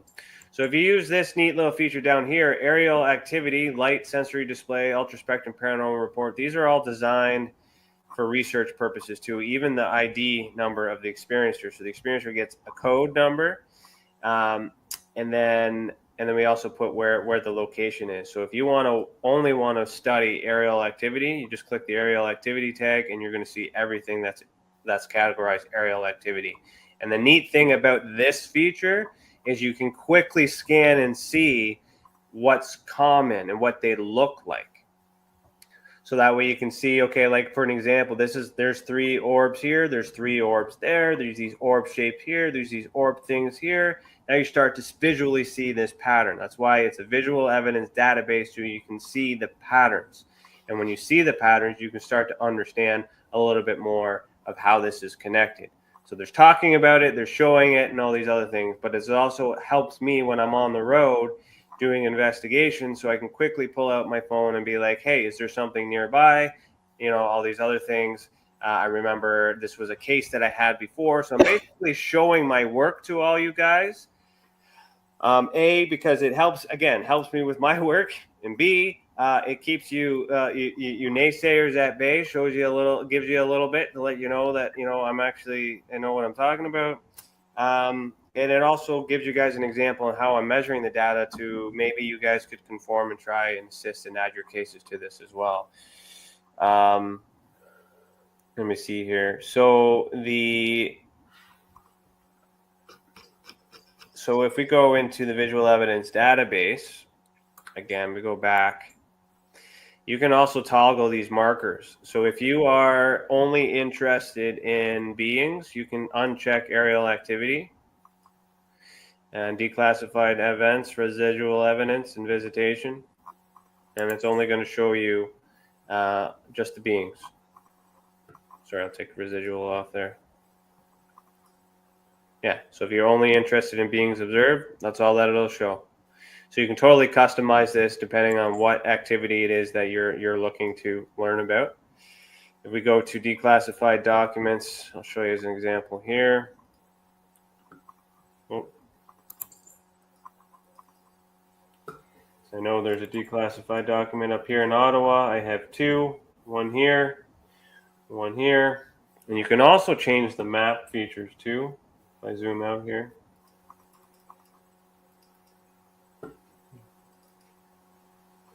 So you can change the map to terrain if you want. You can go to satellite if you want, map view. You can change it if it's easier on the eyes.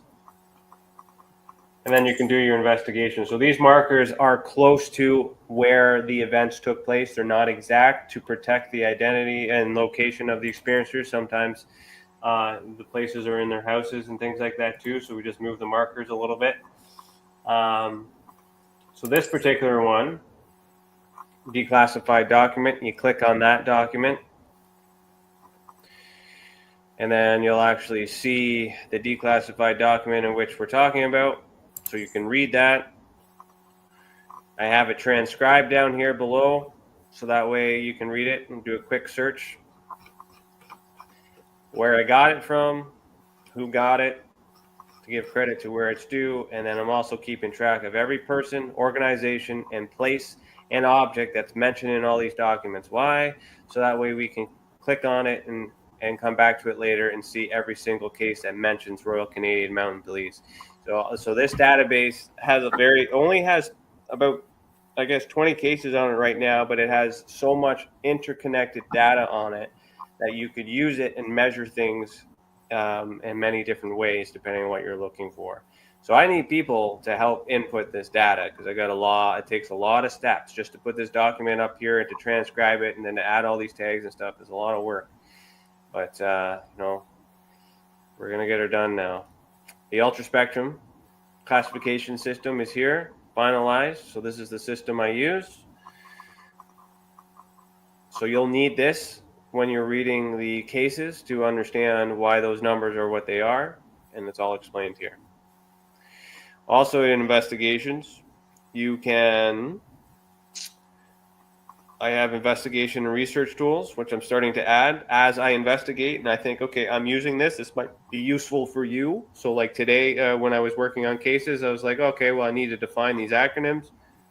So I found so there's a page here that I used that gave me the acronyms. So to make it easier for you investigators, I just put it here. I'm going to keep a running total of all the resources that I use because it might be beneficial for you. So if you're an investigator, you can the whole idea is for you to use this site to assist you in your investigations. And I'm basically showing my work in that sense too. To submit a report, which you can also go up top here, hit submit a report. And this is the new reporting system. So it's going to ask you, it's going to make it absolutely clear and certain to some people. The first question is, these cases are submitted to Blacklight. So all reports are submitted to Blacklight Investigative and Surveillance Services for investigation to ensure maximum protection of the data and the person reporting it. Do you wish to proceed? So if you don't know what Blacklight is, you can see that in the About Us or team, but just that is my private investigating company. It is me who investigates it, yes, but it's through the company. It's through a third party. So that is designed to do investigations and protect information. So that disclaimer is very important. If you click yes, it lets you into the portal. Then you have three choices. I am an experiencer and want to make a report. I'm an investigator or researcher and want to submit my work for review, or I'm a victim of a crime and I want to file a report. Whatever one you choose will open up the corresponding report system. So then you go through the system and then here you go. You fill out the information as need be, little tips and tricks and things like that. As you go through, a lot cleaner, a lot easier for you to select. So many things for you to do. And you will get a copy. We added a feature here